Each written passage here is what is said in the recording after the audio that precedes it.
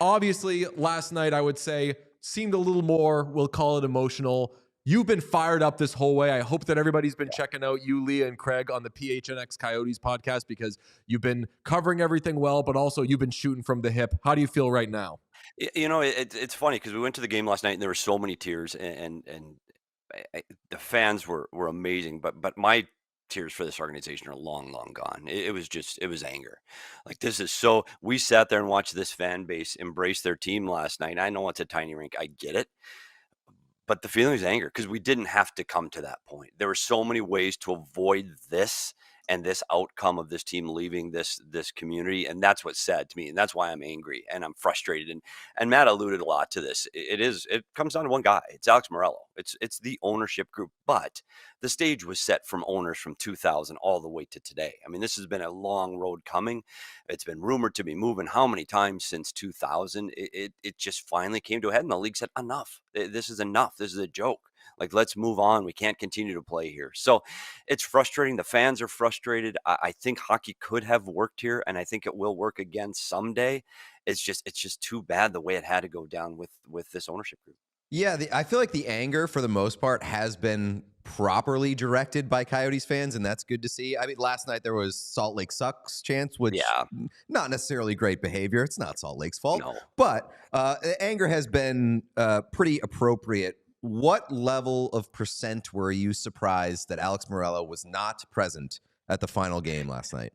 It's funny because if you read Twitter, newspaper, I don't know if he has newspapers, he probably does, but if you read what's going on in this community, you don't show up because you have no chance. And I know, Pete, you've been in Mullet. You can't hide in Mullet. Like you're in a Oh suite. yeah. You're not in the third level. Like, but they can see you everywhere in Mullet Arena. You can't hide. So if he knew and was cognizant of what was going on, he can't show up. But he doesn't understand it. He literally doesn't get the perception of this community on him or his son. And clearly, and Sean, the wonderful producer DP behind the Mac, he sent out a tweet from the organization this morning that clearly came from the hands of Junior, and they're so tone deaf and so unaware of what's going on in this community that I thought there might be a chance he was going there thinking that he was going to get his flowers and that people are going to be, oh, thanks for going to this auction and trying to get the team back, not being aware that he's the guy that sent the team packing north. So I thought there might be a chance that he shows up because he literally has no idea what this community thinks of him. And So, you're talking about the tweet that was sent. We'll see you June 27th, which is Yeah, the date of the there's bad auction. news and good news, but hey, but the good news is we'll see you at the auction. Are you out of your fucking mind? Like, really? Yeah, That's where you're I, going this morning? and like I think that's the part that most surprised me that he didn't show up last night. Like obviously not overwhelmingly surprised, but if you're trying to get the team back, and that's like your presentation, like we're getting the team back. Don't worry. In 5 years, the Coyotes will be back in the desert.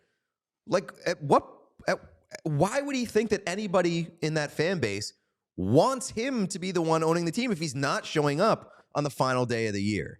Overwhelming disapproval of this guy. It is overwhelming. And I tell you what, it goes beyond the fan base. It goes to the players. It goes to the people inside the offices, the business people, the political machine here in Phoenix metro area. There is nobody on this guy's side right now. And I don't understand how he thinks that he's going to come in and save the day and make it any better in Coyotes 2.0. I just don't understand it. Is now he understands that, gosh, I better be a good guy. I better pay my bills. I better shake hands and know some of my employees. I better get involved in the community and appreciate what's done. I just don't see it happening. And the sentiment last night was, hope the team comes back. I just hope it's not with him. I've heard that from so many fans and players and people around the league are saying, don't let this guy back in. So I would be stunned if Alex Morello owns a hockey team ever again. Stunned. so you mentioned the kid sending the tweets, Morello's son, and there Yeah. have been a bunch of weird ones, and we've a lot on this show discussed whoever the poor social media manager, if they even still exist, they're probably getting their name dragged through the mud because of what's going on there. At what point did the level of embarrassing infractions done, mostly by ownership, stop surprising you? Because I'm guessing that like you're probably years removed. Yeah, it is. It's from not day one because when he came in, he was a billionaire, and you're going, hey, this Coyote ownership for years has been a mess, and so you get a guy that has money and he owns a casino where you literally print money in a casino. You go, okay, he's the guy. He's the guy. And he came in and he gave this wonderful speech about family to all of us. I used to work at the team, and he was in there with, this is a big family. And I'll vow this right now: if Alex Morello Sr. could walk into the offices of the Coyotes today, I bet his family, I bet he couldn't name 5 Coyotes employees, and 2 of them are his kids, and he still couldn't name 5.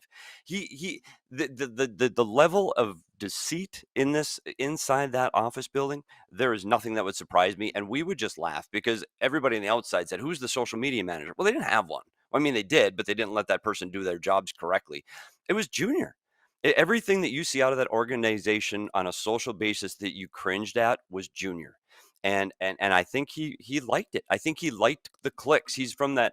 Hey, it didn't matter if it was positive or negative. He just wanted to see the clicks rising. Hey, look at the engagement. The engagement's great. What he didn't understand is this isn't a social media company. It's a hockey team. Clicks don't matter. It's the perception in the community. It's what your fans think about you. That's what you're here for. The fans want you to win. They don't want the BS, because this fan base has been joked at, laughed at, teased for 20 years, and they were tired of it. And all he did is poke the bear. And it was just really frustrating. So you're right. My tears are gone. My surprise, that's gone, long gone. It's been just a mess the way this was handled. I Yeah, did and see you on the PHNX Coyotes podcast the other night, and you were swearing. You apologized for that. I It made know. us feel bad for swearing regularly on that show. But you kind of had the sentiment of like, they never made this about hockey. Could they at least have tried to make this about hockey? And if they did, how different do you think the perception of them would have been? Because you're right. In addition to the will they, won't they, are they staying, are they going? There's a lot of like, the average sports fan didn't understand that hockey could work in the desert. Yeah, his first meeting with the employees, he had a slogan. It was at his press conference. He said, "I sure as shit want to win. I sure as shit want to win." And literally, big surprise, we had T-shirts the next day, white T-shirts, black letters, "Sure as shit want to win." By the way, unfortunately, I threw mine out because I'd love to have it on my back wall right now. Yeah, and the several owners before him too. Let's put in Andrew Barry. Let's put in Steve Ellman. This was all about real estate deals. This was all about ancillary projects that they could use to make real estate deals and make more money. It never once was about the players, the team, or succeeding. Of course, they said it. We want. I mean, of course, you want to win, but to put the resources behind that, when you want to win, you're Bill Foley. Bill Foley wants to win. Bill Foley puts money into his team, his players. He spends it to the cap or over every single season. And guess what? He's in the finals 4 times and he wins the Stanley Cup. That's an owner that wants to win. That's an owner that fans want to have on their side because he is part of the community. He understands what the fan base wants out of this. And that's what Morello never understood. He wanted to build apartment buildings. He wanted to build restaurants. I get it. Everybody wants to make money, but put the team first at some point, and not just for the fans, for the players. Like the players, yeah, you guys have seen Moneyball, and when they went to the pop machine and put in the quarters, oh, you got to pay for your pop here. Welcome to Oakland. You know how many times in the last since he took ownership that we said, well, to players that came in, well, welcome to Oakland. You guys don't pay for this? Nope. Welcome to Oakland. And that's the perception, and that's where you hear the narrative that players wanted out.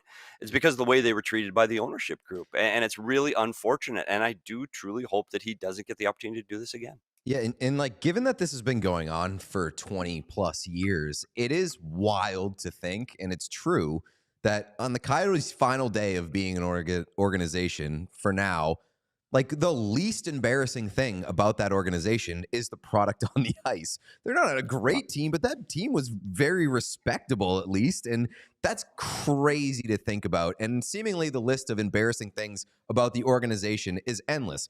Even on the last day, we find out the Shane Doan thing, or the general public finds out about the Shane Doan banner.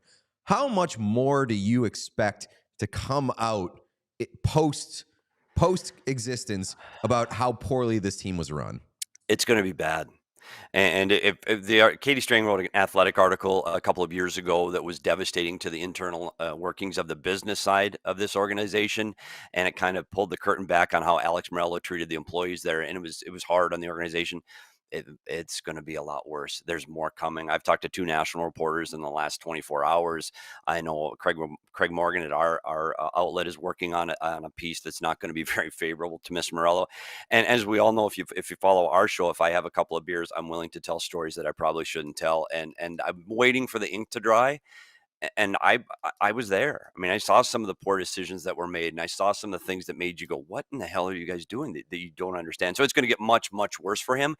And I don't know if he cares because he's sitting with a stack of money on a beach somewhere with a margarita, and I don't know if he cares. And that's the part that hurts the most. He didn't suffer out of this; the fan base did, and he's the one laughing, and that's hard pill to swallow. Well, let me ask you this. That ownership group currently has like the exclusive rights for like whatever it is, a 5-year window to bring the team back. Is that transferable? Like, can he sell that to a new owner? Can he hand that off to a new owner if it's decided that he's not the guy taking the next iteration of the Coyotes? Our understanding is that is not transferable. However, and we talked to fans last night. Well, we'll have to wait till 5 years and one day, and then we'll get it to somebody else. That's not the way this works. He has to show steady progress and meet different benchmarks along the way. So, for example, after the land auction on the 27th, if he does not win that auction, that's one of the things that's required in his 5-year span. And if he doesn't meet that, he has the opportunity to buy another piece of land, but he has to be in progress of building a building by the middle of next year or thereabouts. So he can't just sit still for 3 years and go, okay, it's 3 years in, we don't have a building, we don't have land, I'm going to wait my 2 years and see what happens. If this gets to year 2 and there is no shovel in the ground, this his exclusive window will be over, and then someone else can come in and save the day. And I really believe he is not going to meet all of these benchmarks. He still says he's going to win the auction. I really have a hard time believing that. And even if he does, to get all of the things, he's going to have to now battle the city to get the arena built. The city of Phoenix and Scottsdale, by the way, aren't real happy with him right now. The business community, not happy with him. He doesn't have a whole lot of people on his side. To build a project of that scale, you need cooperation from a lot of different entities. And I just don't think he's going to get it. I think someone else will own this team. I would like to sit here in a dream scenario to the fans and say it's going to happen in 4 to 5 years. I just don't think it is. I think that's a long process because the league will not be back here until there is a building built and there's a place for this team to play. We all silly like the mayor.